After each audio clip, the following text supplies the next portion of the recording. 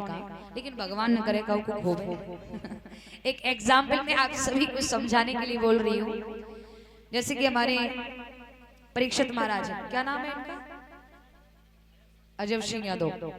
जैसे हमारे श्रीमान अजब सिंह यादव की धर्मपत्नी, क्या नाम है इनका? बबली। माना कि हमारी नवलदे मैया को एक कानों को कुंडल खोएगी और सोने को।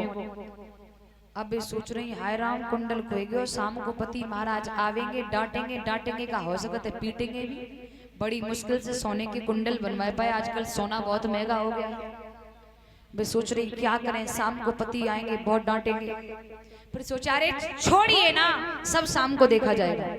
अब शाम हुई, पति महाराज घर पे आए।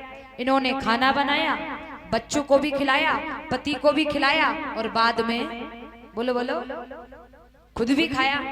और घर का जो भी काम था जल्दी जल्दी काम फिनिश कर लिया।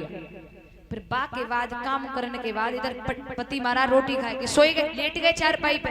जे पीछे से गई धीमे धीमे पाए दबाने लगी। और ये सभी को मालूम है कि पत्नी पति के पैर दबाएगी तो कभी चुप नहीं बैठ सकती है, कछु न कछु बातें है।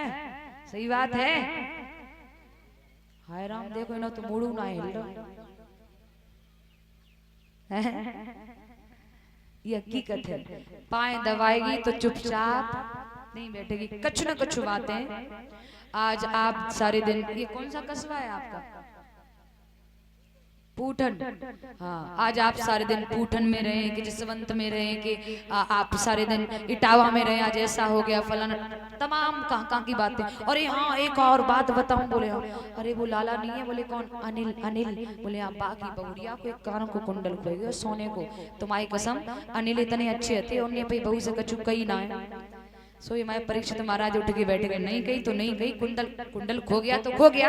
अब बहू को पीटने से, मारने से, डांटने से क्या कुंडल वापस मिल जाएगा? सोई धीमे से बोली तुम्हारी कसम एक कान को मेरो बाज को है। ये क्या है? इसे हम अब गुड़ नहीं कहेंगे, इसे हम गुड़ कहेंगे। क्योंकि जो नुकसान होना था वो तो हो गया। अब पत्नी को डांटने से, पीटने से, मारने से क्या वस्तु वापस मिलेगी? नहीं मिलेगी। वैसे तो बाबा जी रामायण जी में लिखते हैं नारी स्वभाव सत्य कब कही और अवगुण 8 सदा उर रहे।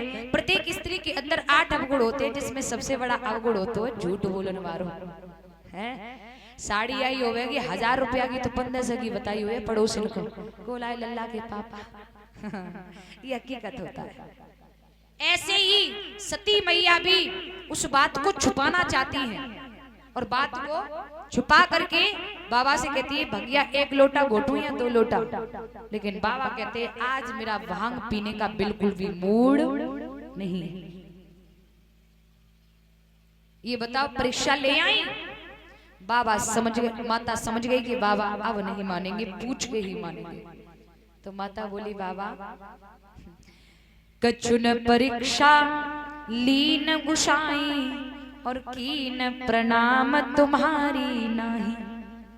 जिस तरह से आपने उन बच्चों को प्रणाम किया था ना, वैसे ही मैं उन्हें प्रणाम करके आई। बात यह है बाबा, आप सोच रहे होंगे हम वहां क्यों गए?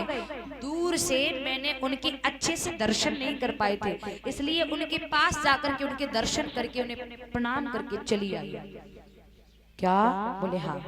बाबा समझ गए कि सती हमसे झूठ बोल रही है और जाने भी का नहीं, तन की जाने मन की जाने, जाने चित्त की चोरी। और बाप प्रभु से का छुपो जाके हाथ जगत की का छुपो है प्रभु से। और जैसे ही भगवान ने ये सुना कि सती कह रही है कि परीक्षा नहीं ली है, तो बाबा ने आसन उठाया, आसन उठा करके अपने सामने डाल दिया। सती से कहा इस पर बैठ जाओ। एक बात याद रखना माताओं, पत्नी के लिए पति अगर अपने हाथ से आसन उठा के डालता है सामने, तो वो आसन पत्नी का नहीं, वो माँ और बहन का होता है। जब आप दिया बैठ जाओ, और जैसे ये कहा कि बैठ जाओ, तैसे ही मैया समझ गई कि बाबा हमसे नाराज हो चुके हैं। बाबा ने एक संकल्प किया है। क्या?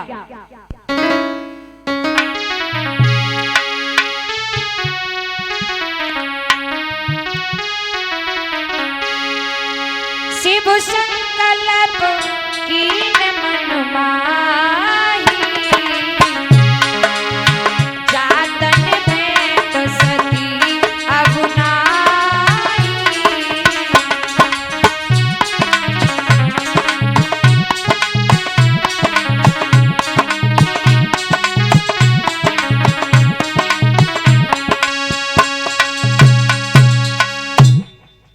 संकल्प कीन मन माही, जातन भेंट सती अब नहीं।